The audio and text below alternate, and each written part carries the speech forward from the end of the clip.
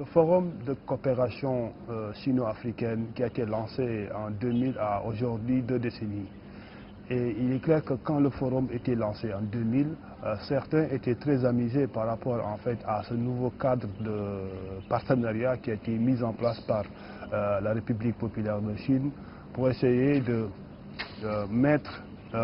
beaucoup plus en adéquation sa politique africaine et son investissement sur les pays africains en mettant en place ce dispositif-là. Mais à cette époque, on voyait bien que les relations entre la Chine et le continent africain n'étaient pas des relations qui étaient aussi développées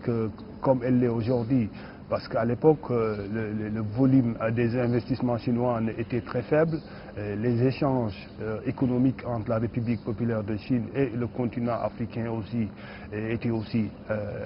très faibles. Donc, à l'époque, quand le FOCAC était lancé, certains étaient amusés par rapport en fait au lancement de ce cadre de coopération-là. Et si on regarde bien à l'époque aussi, les chefs d'État et de gouvernement qui étaient présents au lancement du premier forum n'étaient pas assez nombreux. Aujourd'hui, 2 décennies après, on se rend compte que le FOCAC a gagné en dynamisme parce que cela a permis aujourd'hui de permettre à la Chine d'être le premier partenaire commercial du continent africain, mais aussi de faire de la Chine aussi un des investisseurs en puissance sur le continent africain, accompagné par les firmes multinationales chinoises et les petites et moyennes entreprises chinoises qui aujourd'hui sont un peu partout présentes sur le continent africain, créant des millions d'emplois, mais aussi des revenus pour les chefs d'entreprise. Donc pour dire qu'aujourd'hui, à l'heure du bilan, il est clair que le FOCAC a été un instrument qui a servi de cadrage dans la coopération sino-africaine, mais au-delà de ce cadrage-là, le FOCAC a été un accélérateur en puissance des relations entre la Chine et le continent africain. Quand vous regardez bien le FOCAC, il y a d'abord les instruments politiques, mais aussi les instruments financiers. Et les instruments financiers, c'est 2 grandes banques qui ont été à la base donc du financement de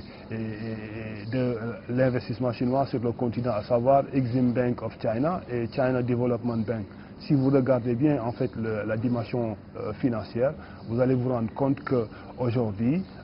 des routes, des barrages, mais aussi des lignes de chemin de fer, sans oublier les zones économiques spéciales qui sont implantées un peu partout sur le continent, démontrent à suffisance que le visage de certaines villes africaines ont évolué, ont changé du fait de l'investissement chinois sur le continent africain, parce qu'aujourd'hui, on retrouve dans les capitales africaines des autoroutes, des ponts, des lignes de chemin de fer modernes qui relient par exemple, on peut donner l'exemple de Djibouti et d'Éthiopie, sans oublier aussi la ligne de chemin de fer de Mombasa à Nairobi qui a été un investissement de 3 milliards de dollars américains. Donc tout cela en fait permet de se rendre compte que les secteurs d'investissement ont été nombreux. On a parlé du secteur des bâtiments et travaux publics, du secteur de l'hydroélectricité avec la construction de ces différents barrages, mais aussi la coopération agricole aussi n'a pas été en reste parce que les centres d'expérimentation ont été implantés un peu partout sur le continent africain, sans oublier aussi le soutien de la Chine durant les épidémies comme Ebola, mais aussi durant la pandémie qu'est la Covid-19. L'industrialisation aussi est un des axes majeurs sur laquelle en fait la Chine a beaucoup insisté dans son partenariat avec les pays africains, notamment la mise en place des zones économiques spéciales en Éthiopie, en Égypte, en Zambie,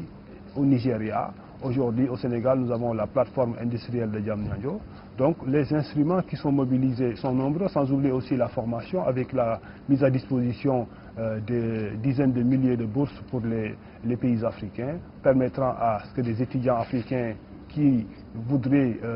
poursuivre des études supérieures puissent le faire dans les universités chinoises. Donc, je pense qu'à l'heure du bilan, il est clair qu'il y a eu des avancées notoires dans la mise en place avec la mise en place du forum de coopération sino-africaine.